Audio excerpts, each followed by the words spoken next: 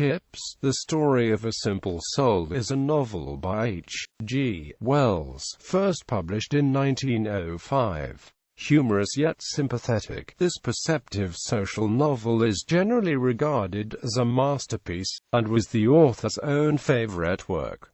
It was adapted into the stage and cinema musical Half a Sixpence. Plot: the protagonist of this Bildungsroman roman is Arthur "Artie" Kipps, an illegitimate orphan. In Book 1 he is raised by his aged aunt and uncle who keep a little shop in New Romney on the southern coast of Kent. He attends the Cavendish Academy in Hastings, in East Sussex. By inherent nature he had a sociable disposition, and befriends Sid Pornick, the neighbor's boy. Kipps falls in love with Sid's younger sister Anne, and gives him half a sixpence as a token of their love when at the age of 14 he is apprenticed to the Folkestone Drapery Bazaar, run by Mr. Shalford. But the Pornicks move away and Kipps forgets Anne. He becomes infatuated with Helen Walshingham, who teaches a wood-carving class on Thursday nights. When Chitterlow, an actor and aspiring playwright, meets Kipps by running into him with his bicycle, their encounter turns into an inebriated evening that leads to Kipps's being swapped. But before he leaves Mr. Shalford's establishment, Chitterlow brings to his attention a newspaper advertisement that leads to an unsuspected inheritance for Kipps from his grandfather of a house and £26,000. In Book 2, Kipps fails in his attempt to adapt to his new social class while living in Folkestone.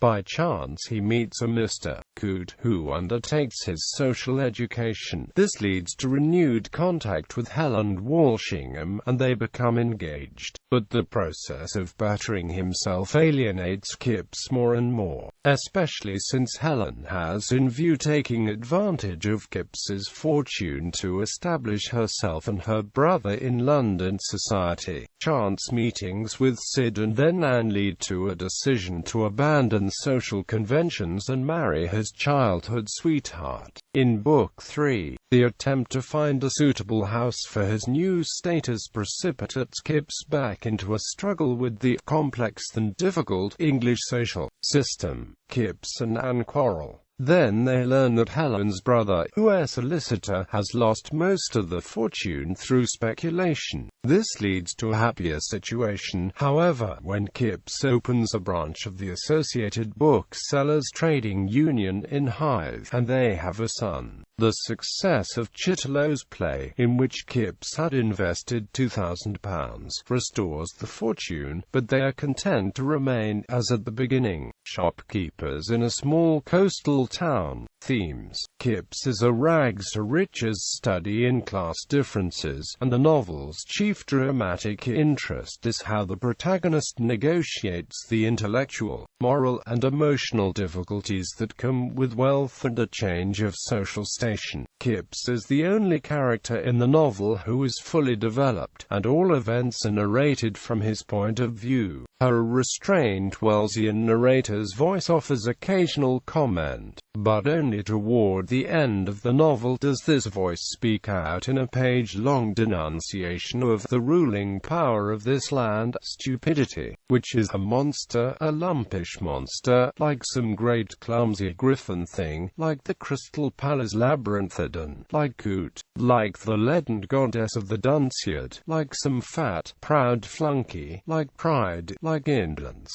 like all that is darkening and heavy and obstructive in life. Kipps's friend Sid becomes a socialist and houses a border masterman who argues that society is hopelessly out of joint. Man is a social animal with a mind nowadays that goes around the globe, and a community cannot be happy in one part and unhappy in another. Society is one body, and it is either well or ill.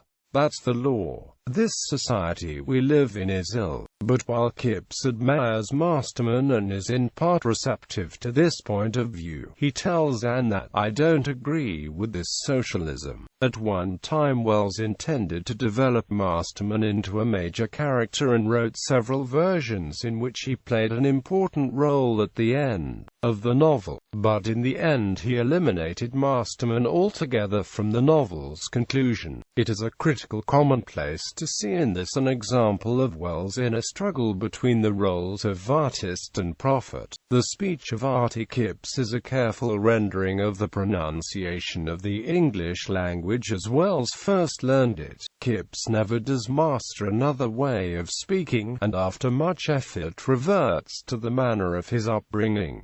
"An example," speculated it, said Kipps, with an illustrative flourish of the arm that failed to illustrate. "Bought things dear and sold 'em cheap, and played the hanky-panky jackass with everything we got. That's what I mean. He's done tan, redaction and publication." Wells worked on Kipps for 7 years, completing a draft entitled The Wealth of Mr. Waddy in January 1899 and finishing the novel in May 1904.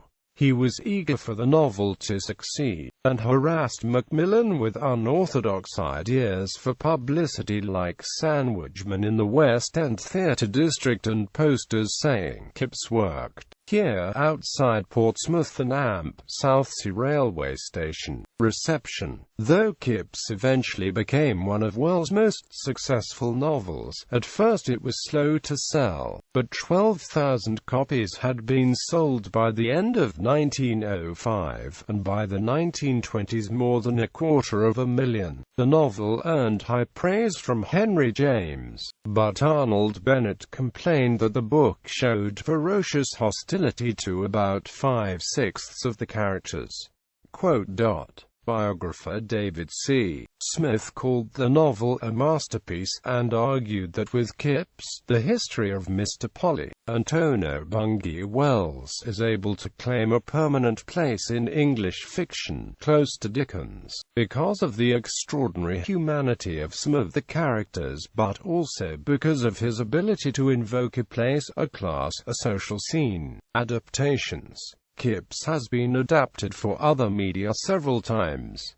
In 1912, Wells and Rudolph Basar adapted it for the stage. In 1921, there was a silent film version set in Folkestone, and shot on location in Canterbury and partly at the Savoy Hotel. Wells was an extra in the film. The 1941 adaptation starred Michael Redgrave in the title role. It was adapted as an 8-part television serial by Granada Television, with Brian Murray as Kipps, and shown on the ITV network between the 14th of October and the 2nd of December 1960. This version no longer exists. Kipps was adapted into the stage musical Half a Sixpence by David Henniker and Beverly Cross. It was originally mounted on London's West End as a star vehicle for Tommy Steele, and transferred to Broadway in the 1965-1966 season. It was filmed in 1967, again with Steele in the starring role.